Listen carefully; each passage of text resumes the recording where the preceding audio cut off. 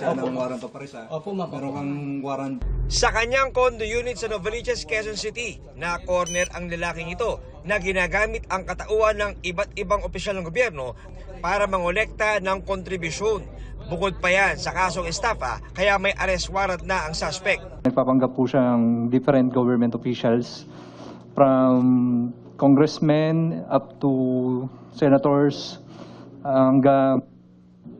hanggang sa president po. There's a coordination from Presidential Security PMPSC, Presidential Security Command natin, together with our OTCD to apprehend this person who represent himself na kunyari siya secretary ng isang departamento, kunyari siya si First Lady.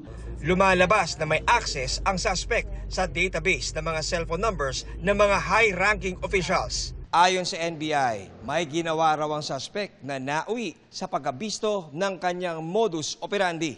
He pretended himself to have an information leading to the arrest of Senator Bato de la Rosa. I already sense na gusto niya mag-scam eh. Pinadalan ko ng a certain amount, maliit lang talaga na amount. Nung pinadalan ko na siya, sumusunod na humingi na ulit ng amount.